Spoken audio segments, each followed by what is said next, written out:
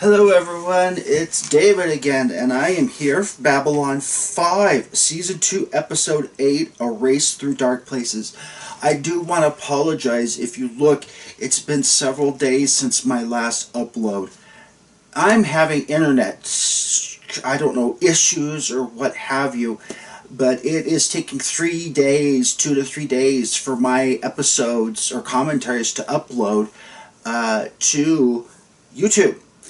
And my understanding is that's just because I'm a small subscriber person. People like PewDiePie are up at the head of the line, and I'm way down somewhere in, with the bottom feeders. And so it's just something you have to go through. Also, I live in an area, very remote area of northeastern Oregon. I'm surrounded on 3 sides by mountains, 4th side by an alpine lake, very beautiful, but I'm just barely behind, I guess, a ridge in the Mount Howard, actually is what it's called, and so they can't get a clear signal back and forth to my house. So it's basically, I get really slow internet. I get 12 megabits per second on a very, very good day when there are no tourists and it's about 2 o'clock on Tuesday morning. But, I guess it's just something I'm going to have to go through. But if any of you have any ideas on how I can speed that up, that would be really great. Please put it down below if you have any ideas other than, going to Zimbabwe and buying up a bunch of subscribers and just getting up, I guess, an account that way. Speaking of which, we are well within, we're like within spitting distance of 50. I think we're at 46 before I post as I'm recording this. So if we can get to 50 by the end, by Thanksgiving, certainly we can do that. And 100 by Christmas, that would be awesome. So please, as always, like, comment, subscribe, and get others to subscribe by sharing. So, anyway, we start off with, evidently, station revenue is down 15%. Oh no, because there's more military transports go through, and they're having to reroute civilian transports that are paying the moolah. So they want Ivanova and Sheridan must move or pay rent at 30 credits per week. Sheridan refuses to move or to pay rent. And so he is starting a silent protest with Ivanova, I guess. So they're sleeping in their office, and I don't know how that's supposed to make Earth come around, but that's the way they're doing it. If anybody is in the military, can you kind of, or even I think also priests and others, they get an allowance that's supposed to help them live, a living allowance. And in the military, you can also get like bachelor's enlisted and bachelor officers' quarters, as well as married things. So if any of you in the military can kind of go and explain how that works, do you pay rent? Is this something that Congress foots the bill for? And kind of relay it if you can, or if you know, to Sheridan's situation. That would help me kind of understand what he's going on through. Sorry, my cat is kind of digging through the wood pile that I'm using for my fireplace, and I'm just waiting for the inevitable wood to collapse and make a horrible noise. Anyway, we zip on over to Mars Colony, and Bester is forcefully interrogating a blip, is what they call it, or a rogue telepath. And he wants to know where an underground railroad has been operating to get telepaths away from Earth, and so that they can have the same rights and freedoms as the rest of us. The guy's not willing to give up the information. Bester forces the issue and ends up killing the guy. But at the last second, this gentleman reveals the location of Babylon5. So, do-do-do-do-do-do-do-do, and we cue the entrance for the Babylon5 music. Now, We meet quite a few new actors in this episode. And forgive me, Apasenequat. He's born January 19th, 1949. He's 72. He stars in a lot of episodes, and you'll see him with the typical Native American braids, long braids. And he is actually a chairman of the Menominee tribe, and he served a total of 8 terms. Quite a fascinating gentleman. Not very much information on him, though. If any of you have any info, put that down in the comments section. We also have Brian Cousins. He stars as kind of a generic rogue telepath. A guy named Rick in this episode. He's been on Star Trek The Next Generation. He was a Borg drone. Now imagine just that on your CV. What'd you do? I was a drone. What'd you do? Sat around and said you will be assimilated. What the hell else does a Borg drone do? But he was born in 1959 in Portland, Maine. So, the right Portland, not the left Portland, where I'm in the same state, but about 350 miles away from that Portland. So, though I did live in that Portland for a good 25 plus years. So, anyway, Diane Delasio, I believe is her name. Dilascio. She was born in 1966, so she is 55. She's been on CSI, Star Trek Enterprise, ER, The Practice, JAG, and Murder, She Wrote. She got a long CV. And then Giannine Loffler. You'll probably recognize this guy. He's been on also a lot of different sci-fi stuff. He's from Basel, Switzerland. He's been on Stargate, Faces of Mars, Saints and Sinner, and he plays the leader of the band of rogue telepaths. He's got a really distinctive voice. I kind of also wonder, too, if he's maybe had a past history of like a cleft palate, cleft lip or cleft palate, because he's always struck me as that facial features as well as his really distinctive voice. You'll recognize him as soon as you see him. And of course Alfred Bester by Walter Koenig.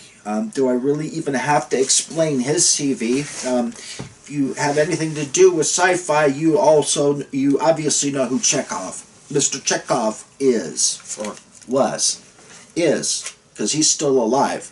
So Chekhov is still current tense, right?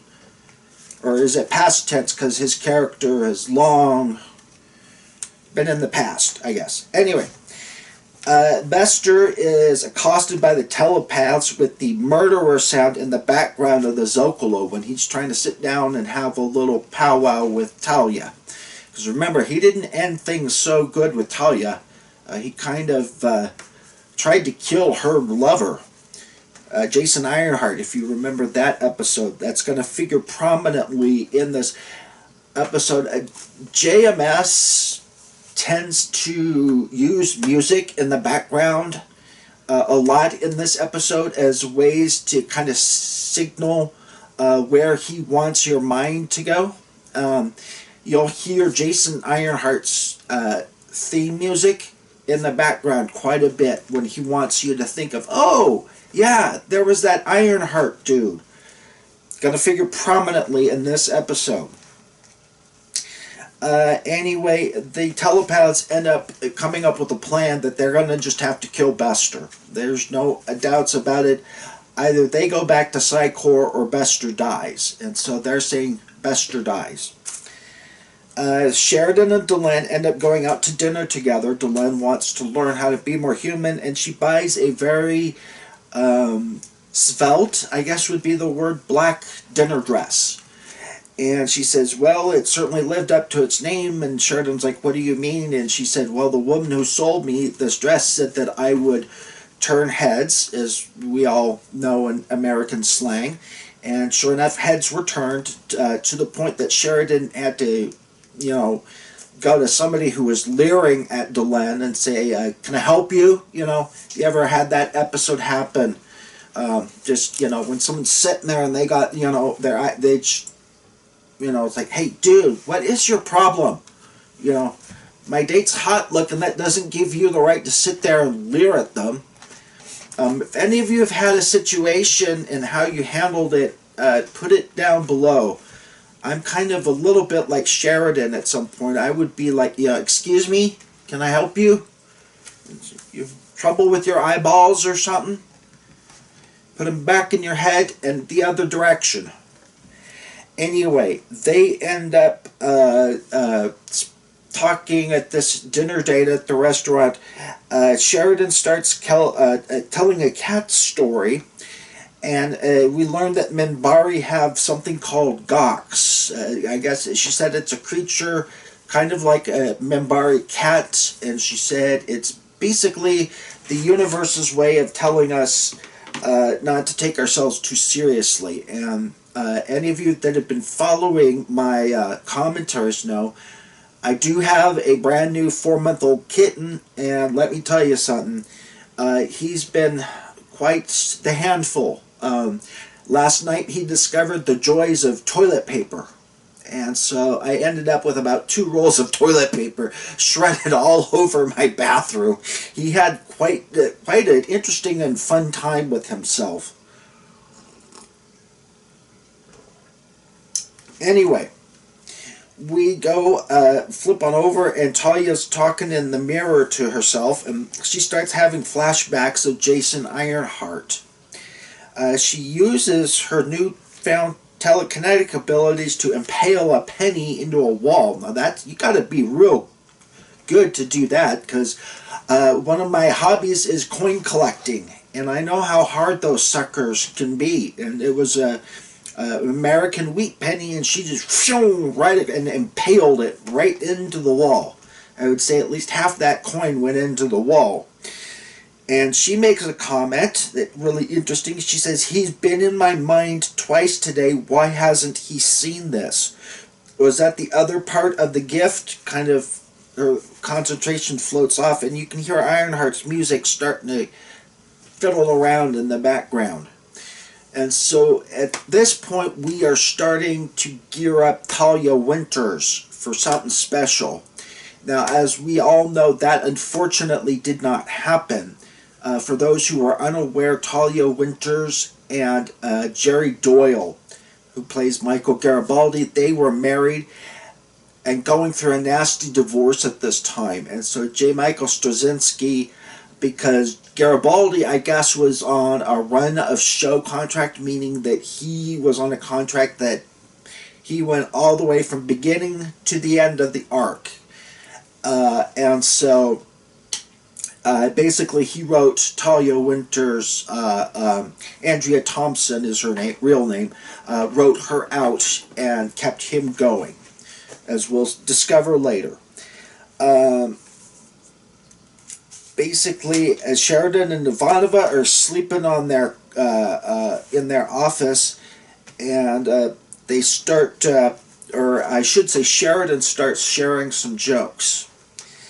And he says, like, "How many Minbari does it take to screw in a light bulb?" And she goes, "How many?" And he goes, "None. They always surrender right before they finish, and they never tell you why." And then he says, "Knock, knock. Who's there? Kosh. Kosh who? Gesundheit." Okay, so we have Sheridan has a very dry sense of humor. We can gather that much.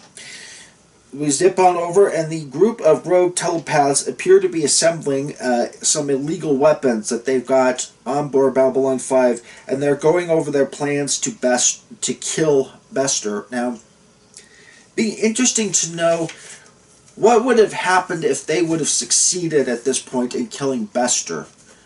I'm not sure, because we all know that Bester ends up figuring, I guess, prominently in the telepath war. What would have happened in that, though, if in that timeline, if Bester had been killed at this point in time?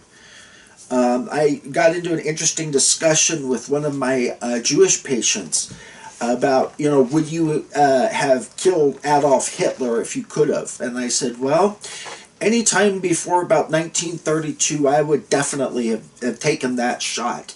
The problem is Hitler hired his goons, his cronies, Hess and Goebbels and all of them, on their anti-Semitic bona fides. And so with Hitler out of the scene, one of the other goons would have just taken over, and I'm not sure that would have helped the Jewish cause any at that point in time. And so it kind of begs to, what would have happened if we would have taken Bester out at this point in time? Would the telepath war have even happened? Put your thoughts down below. I tend to say yes, it would have happened, because someone would have just stepped right into his place. Anyway, the rogue telepaths end up trying to kill Bester. They fail, but as Talia is running away from the scene, they end up kidnapping her. We zip on over, and Dr. Franklin walks in and all of a sudden offers to arrange a meeting between Sheridan and head of the rogue telepaths. So, all of a sudden here comes Dr. Franklin in the scene. Interesting. And we go on the rogue telepaths. As soon as Talia kind of wakes up, the rogue telepaths start telling her about their abuse that they have all suffered at the hands of Psychor. And it kind of makes, it begs the question, is Psychor really did Psychor start out as an evil organization, or did it evolve into one over time? And can Psychor be reformed at some point? I guess would be my ultimate question. Can we reform Psychor, or do we absolutely have to have the telepath war? Do we have to tear it down brick by brick and then just rebuild it into something more useful and less terroristic to its own members? Interesting. Put your thoughts down below. Anyway, we zip on over, and Bester is telling Michael Garibaldi that he's married. He lives on Mars and has a 5-year-old daughter. And he says, hardly the makings of a madman. And I'm like, or a monster, he said. And I'm like, well, yeah, but Adolf Hitler was a non-drinking, non-smoking vegetarian. And he murdered millions of innocent people. So, you can be a good family man and an a-hole too. That's my thought on that one. But it's just Alfred Bester trying to cover it. Of course, we all now know that there was no love in this marriage, and it was arranged by Psychor. Anyway, we zip on over, and the leader of the rogue telepaths is talking to Talia, and he was in the same experiments as Ironheart, and he was turned into a P12, maybe even a P13. So that means he's buffer on the Psychor scale, because 12 is like the max, right? But now doesn't Lita Alexander, after she's adjusted, doesn't she become like a P17 or so? I've seen that scale on there. So I don't know. On the one hand, we're told P12 is the max. On the other hand, we're told that it's possible to go even beyond that. And that's apparently what happened after this guy was adjusted. And he said Ironheart went further than him, P13, and then just boom. Future Dave Orlon, I guess.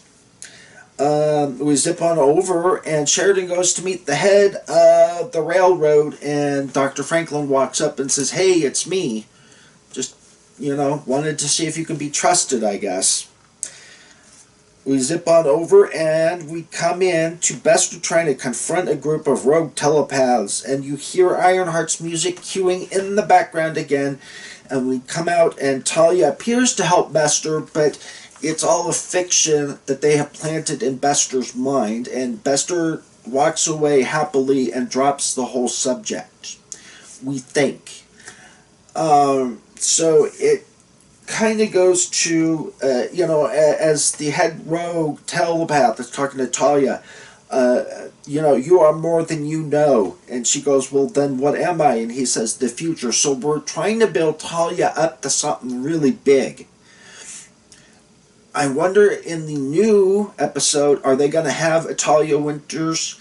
And is she going to be built up in the same way? Or is he going to keep it open in case he has to write characters in and out? Kind of like what he did with the original Babylon 5. Because that also kept down on the costs, and that's one of the things Michael Straczynski was real big on. You know, he did the whole 5-year arc and all the movies on a $93 million budget, which is absolutely unheard of back in the days, with all the new CGI and everything. So anyways, Talia, she going to be in that new, going to figure into the new story arc. We zip on, and it's kind of a surprise move. Bester turns around, and it's almost like he's trying to scan Talia again, and she is somehow able to block him again. And now, does he know she's blocking her? Or is he also trying to plant something into her mind as control? Because we all know Talia has an ulterior implanted personality. So is he trying to maybe adjust, control some ways to move her in a certain direction? Because unexpectedly, Talia ends up bringing wine to Ivanova's quarters. Do. Wonder what's going to happen with those two. Talia plays, and Ivanova says, you know, you don't offend me, but that Psychor symbol does. And she takes the Psychor symbol and puts it down. And they spin off to the two of them kind of enjoying wine, but then it centers in on the Psychor emblem. So, kind of a nice juicy little episode here. What do you guys think? Is Psychor really a horrible organization that is rotten from the ground up? Does it really need to be destroyed? What would have happened if these rogue telepaths had succeeded and killed Bester? Would that have stopped the telepath wars? Or were the telepaths wars, was that just, it was just an inevitable, you know, a set of events that was going to go there with or without Bester's help? As always, everyone like, comment, and subscribe, and share, and I hope you all have a good rest of your day.